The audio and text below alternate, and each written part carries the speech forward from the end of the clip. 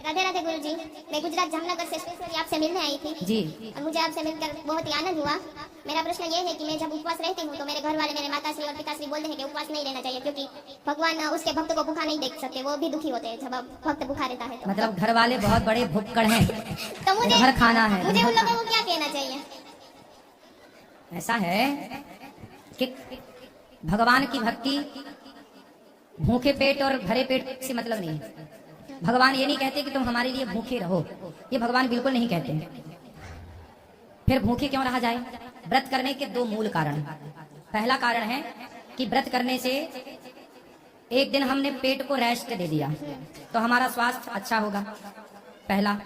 दूसरा, व्रत का मतलब होता है प्रतिज्ञा।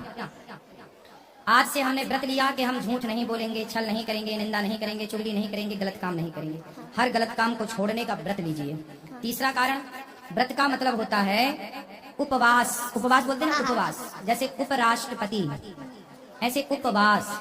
भगवान के करीब जाने का नाम उपवास है, भगवान के पास पहुंचने का नाम उपवास। आज व्रत है तो आज अपने आप को भगवान की सेवा में इतना समर्पित कर दो, इतना डुबा दो भजन में, कीर्तन में, भगवान की सेवा में, कि पता ही ना चले कि आज हमने खाया भी कि नहीं खाया। जैसे बेटी के विवाह में बाप और माँ, उन्हें पता ही नहीं लगता कि आज हमने खाया भी है कि नहीं, खाने का भी टाइम नहीं मिलता। उसी तरह भगवान की भक्ति में ऐसे डूब जाओ कि रोटी छोड़ना ना पड़े, भोजन छोड़ना ना पड़े, जानकर छूट जाए ये सब भगवान के प्रेम में।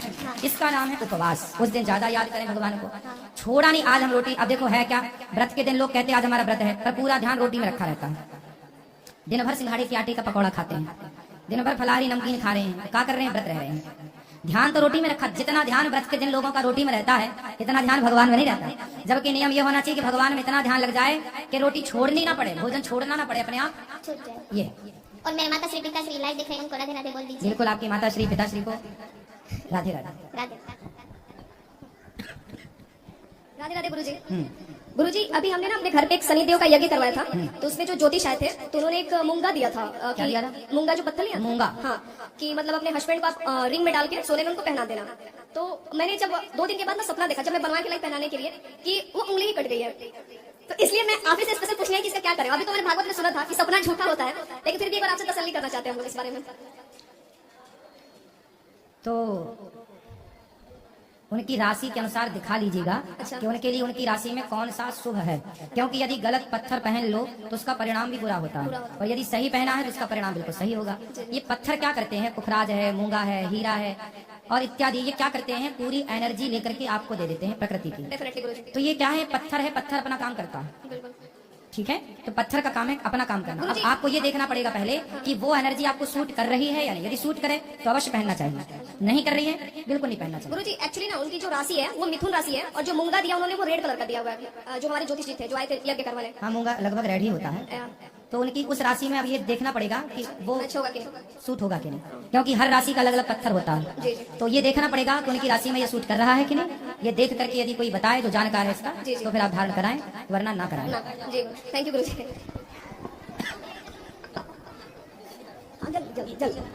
राधे राधे जी। हाँ जी, कब से आपका दर्शन करना चाहती हूँ, जम्मू से आई हूँ। नमस्कार आपको। हाँ, आप जम्मू में हमारे गए थे ना उधर। हाँ, फिर भी मैं आपका दर्शन नहीं कर पाई, मैं बहुत रोई। चढ़वाल में गई, उधर से आप आगे चल गए, आगे गए, उधर दर्शन नहीं है। आज पता नहीं कौन सा मेरा कोई पुण्य था जो मैंने आपके दर्शन किए। मैं आपकी बड़ी कथा सुनती हूँ, टीवी लगा लेती हूँ, काम करती रहती हूँ। अच्छा, ये बताओ मैं क्या प्रश्न पूछूं? आप बिना पूछे ही सब कुछ बता देते हो, जो मेरे मन में होता है ना कभी। अब वही मैं बहुत सोचती हूँ, इतनी सी उम्र में इतना ज्ञान कहाँ से पाया, कहाँ से पाया? आप सब माओ का आशीर्वाद है। इतनी माओ की सेवा कर रहे हो, बहुत खुशी होती है, बहुत खुशी होती है। जो बन सके हम आपको भेजते हैं उधर से। मुझे मिलकर बहुत खुशी, क्या बताऊँ आपको, मेरे को रोना आ रहा है। मैं कभी सोच भी नहीं सकती थी कि मैं इधर आऊंगी। आप तो बस आशीर्वाद दो कि दास आप हाँ, हमारा आशीर्वाद है, आशीर्वाद है, आशीर्वाद है, आशीर्वाद। गुरु जी प्रणाम। खुश रहिए।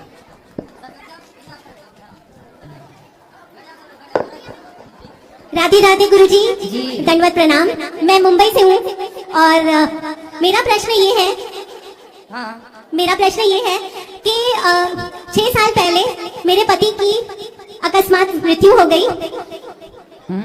वो सिर्फ 50 साल के थे और उसके बाद मेरे परिवार, मेरे फ्रेंड्स, मेरे मित्र ने मुझे कोई भी शुभ कार्य होता है नहीं करते। अच्छा। तो क्या अपने पति को यंग एज में खोना, क्या ये एक बुरी बात है? मैं तो कृष्णा को अपना सब कुछ मानती हूँ।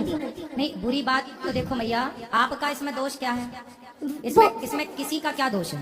वही ये तो मृत्यु है, मृत्यु लोक है, सबको जाना है। अब आपके जो परिवार के लोग, दोस्त, फ्रेंड्स हैं, वो क्यों नहीं आपको इनवाइट करते? उनकी क्या विचारधारा है, क्या वो सोच रहे हैं, ये तो उनकी अपनी मानसिकता पर निर्भर करता है। लेकिन मेरे हिसाब से जिसको जाना है वो चले गए, इसमें आपका क्या कसूर है, क्या दोष है? करेक्ट, वही मतलब समझो किसी की शादी है, हल्दी है, मेहंदी है, तो मतलब मुझे या तो इनवाइट नहीं किया जाता, या तो बोलते हैं नहीं तुम ना थोड़ा दूर रहो, मतलब तुम जहाँ पर वो समारोह हो रहा है वहां से तुम थोड़ा दूर रहो। अब मेरी क्या गलती है कि मेरे पति की मृत्यु हो गई? मैं क्या जवाब दे सकती हूँ इस ऐसे समाज को? हाँ, क्योंकि हमारा समाज इतना आगे बढ़ चुका है और अब तक यही ढकोसले और यही पुरानी बातें लेकर लोग बैठे हुए हैं। देखो, माता कौशल्या भी, उनके पति जब गए तो माता कौशल्या के जीवन में भी वैधव्य आया। माता कौशल्या वो तो भगवान की माँ है। हाँ जी, भगवान की माँ को भी विधवा होना पड़ा। तो ये तो प्रत्येक व्यक्ति का अपना अपना हिसाब किताब है, लेकिन हम संसारिक लोगों को इसका भेदभाव नहीं करना चाहिए। ये तो लोगों की अपनी विचारधारा है, लोगों का अपना सोचना है, उन्हें भेदभाव नहीं करना चाहिए। आपके साथ जो लोग करते हैं वो गलत करते हैं। ठीक है। प्रभु जी, एक और प्रश्न है मेरा छोटा सा। मेरी बेटी की अभी शादी की उम्र हो गई है, मैं उसके लिए लड़के देख रही हूँ, तो कन्यादान के टाइम पे मैं क्या अकेले उसका कन्यादान कर सकती हूँ? आप कर सकते हैं। बेटा है आपका? मेरा बेटा है, पर वो छोटा है बेटा मेरा, तो बहन की शादी पहले होगी जी, और बेटा मेरा छोटा है, मतलब उससे 4-5 साल छोटा है, तो उसकी शादी तो नहीं होगी। ठीक है। पर वो मेरी बेटी बोलती है अगर कुछ भी कार्य करना होगा तो मम्मी आप ही करेंगे, मुझे और कोई चाचा चाची मामा मामी नहीं चाहिए। हाँ, आप ही करिए। मैं कर सकती हूँ? बिल्कुल कर सकते। राधे राधे गुरुजी, आपने मेरा बहुत बड़ा मैं बता नहीं सकती हूँ, मेरे मन में ये बात को लेकर बहुत प्रश्न थे जो आज आपने सुलझा दिए। Thank you. मैं पिछले साल भी आई थी आपसे मिलने और मैं चाहती हूँ कि मैं हर साल आपको आके आपके दर्शन करके जाऊँ। Thank you. माताओं का दर्शन भी करिए। कर लिया मैंने, कर लिया प्रभु जी, कर लिया, पा लिया मैंने। अच्छा लगा? बहुत अच्छा है, बहुत अच्छा है। मैं चाहती हूँ जैसे आप माताओं के लिए करें, तो पिछले साल आपने बोला था कि आप पिताजियों के लिए भी करेंगे ऐसा, तो जितनी सहायता मुझसे मैं हमेशा डालती हूँ। थैंक यू गुरुजी। खुश रहिए। राधे राधे गुरुजी जी, आपके चरणों में मेरा कोटि कोटि प्रणाम। गुरुजी, मेरा ये प्रश्न है कि मैं जैसे राधे कृष्ण को देखती हूँ तो मेरी आंखों से आंसू निकलते हैं। तो अच्छा तो है, भगवान की याद में वो रोना अपने अच्छा आप ही है। आंसू निकलते हैं। सही है। गुरुजी, ये कि मैं थोड़ी जैसे भेंट देना चाहती थी, मैंने मन में सोचा था उतना नहीं मैं इकट्ठा कर पाई। भंडारे के लिए करती हूँ, थोड़ा घर की मुसीबत आ जाती है, वो खर्च हो जाते हैं, इतना है उतना देना चाहती है, तो मुझे कुछ पाप तो नहीं लगेगा? नहीं, काय का पाप? सही है, अच्छा है, खुश रहिए। गुरुजी, मेरा बच्चा एक बहुत जिद्दी है। ठीक है, सही होगा, बिहारी जी सब ठीक करेंगे। महाराज जी राधे राधे। हाँ जी, मेरी माता आपसे दीक्षित है, उनकी ओर से भी श्रीमन नारायण। जय श्रीमन नारायण। महाराज जी, मेरा 2 प्रश्न है। पहला प्रश्न, महाराज जी सब कहते हैं और शास्त्रों में भी लिखा हुआ है कि गृहस्थ आश्रम सर्वश्रेष्ठ आश्रम है और इससे हम भगवत प्राप्ति जल्दी कर सकते हैं, तो ऐसा मतलब क्यों है? मतलब इसमें आपसे विस्तार में प्रकाश पाना चाहता हूँ, क्योंकि ये दास शरीर से बड़ा पुत्र है और पिताजी काम से बाहर रहते हैं, तो बहुत सारे कार्य करने पड़ते हैं और रिश्तेदार वगैरह से मिलना पड़ता है। तो आज तक मैंने इतना देखा है, कभी मतलब किसी गृहस्थ को नहीं देखा जिससे ये भाव मिले कि ऐसे तरीके से जीवन निर्वाह करने से आगे हम भगवत प्राप्ति कर सकते हैं, मतलब इस माइंडसेट से। क्योंकि उन लोग का माइंडसेट एक ही रहता है कि जितना भी पैसा कमाना है सब अपने परिवार, जो 4 जने 5 जने का परिवार है, उसी में सब इन्वेस्ट हो और बाकी समाज या किसी भी प्रति हमारा कोई कर्तव्य नहीं है। तो इस पे आपसे थोड़ा विस्तार में प्रकाश पाना चाहता हूँ। देखो, नदियों के पास पानी है तो नदियां उस पानी से, ऐसा नहीं है कि मैं केवल अपनी ही प्यास बुझाऊं और किसी की प्यास ना बुझाऊं। नदियां चिड़िया की प्यास बुझाती हैं, कुत्ते की प्यास बुझाती है, बिल्ली की प्यास बुझाती है, गाय की प्यास बुझाती है, शेर की प्यास बुझाती है, हिंदू की प्यास बुझाती है, मुसलमान की प्यास, सिख की प्यास, ईसाई की प्यास, ब्राह्मण की प्यास, क्षत्रिय की प्यास। कौन है इस धरती पर जो नदी के द्वार पर चला जाए और नदियों से मना कर दे? क्या नदी पानी देने से मना करती है? जैसे गंगा केवल अपनी प्यास नहीं बुझाती, संसार के प्रत्येक जीव जंतु, प्रत्येक प्राणी की प्यास बुझाती है, वो समाज के लिए जीती है। जैसे पेड़ अपना फल स्वयं कभी नहीं खाता, उसका हर फल समाज के लिए समर्पित होता है। आम अमरूद फलते हैं ना, तो उनका फल हम सब खा जाते हैं, फिर भी उस पेड़ को डंडे और लाठियां झेलनी पड़ती हैं। जो परोपकार के लिए जीता है ना बेटा, वो बहुत बड़ा है। इसलिए 5 लोगों के लिए, अपने परिवार के लिए, अपने परिवार का पेट तो पशु पक्षी भी भर लेते हैं, पर जो सभी में बांट कर खाए उसे इंसान कहते हैं। वो बड़ा, आप बड़ी सोच रख रहे हैं। ये दास अनिरुद्ध भी देखो आपकी तरह सोचता है, कि सब खाएं, सबका पेट भरे, सबकी प्रसन्नता में ही हमारी प्रसन्नता है। हम भी अपना ही पेट भरते, गौरी गोपाल में ये सारी सेवाएं चल रही हैं, ये सारी सेवाएं हम ना करते तो, लेकिन हमारी अंतरात्मा कहती है नहीं, ये मानव शरीर बार बार ना मिलेगा। तिजोरियां भरने के लिए मनुष्य हम नहीं बने, पैसे कमाने के लिए मनुष्य नहीं बने। मिला है शरीर, आओ सेवा करके लूटते हैं। क्या लूटते हैं? राम नाम की लूट है, लूट सके तो लूट, सेवा की लूट है। लूट लो, सेवा करके कर लो अपने आप को अमर, पालो भगवान को। हमने यज्ञ करके, जप करके, तप करके तो भगवान को नहीं पाया, लेकिन सेवा के बल पर भगवान को जरूर पाएंगे, ये मेरा अटल विश्वास है। महाराज जी, इस दास ने भी आज तक बस आपका ही उदाहरण देखा है, जो ये कहते हैं ना गृहस्थ आश्रम सर्वश्रेष्ठ आश्रम, बस आपको ही उदाहरण रूप आज तक मैंने पाया। और मतलब कभी भी आज तक नहीं देखा किसी भी गृहस्थ को कि मतलब ये भाव आ सकी कि ऐसे हम जिएंगे तो गृहस्थ आश्रम सर्वश्रेष्ठ है। बस आपका सेवा भाव देखे, और मैंने भी अपने जीवन के लिए ऐसे ही लक्ष्य रखे। और महाराज जी, इसी संदर्भ में एक और प्रश्न है। बहुत सारे रिश्तेदार और समाज में भी अन्य देखता हूँ कि मतलब वो लोग ये भाव रखते हैं कि चलो जान के वो लोग साल भर 10 बहुत सारे अधर्म करते हैं, और वो लोग को बैक ऑफ द माइंड रहता है कि चलो कोई बात नहीं, इतने अधर्म कर लेंगे और साल में एक बार कोई भी पुण्य कार्य कर लेंगे तो हो जाएगा। तो क्या ऐसे करके हम भगवान के निज धाम प्राप्त कर सकते हैं? ऐसे भाव रखिए। ऐसा करने से भगवान का निज धाम कैसे मिलेगा? निज धाम तो समर्पण से मिलता है। जो व्यक्ति पाप, जैसे 1 साल पाप किया और 1 दिन पुण्य किया, तो जब हम यहाँ से मरकर जाते हैं तो हमारे पाप अलग हो जाते हैं, हमारे पुण्य अलग होते हैं। फिर पाप और पुण्य दोनों का फल हमें भोगना पड़ता है।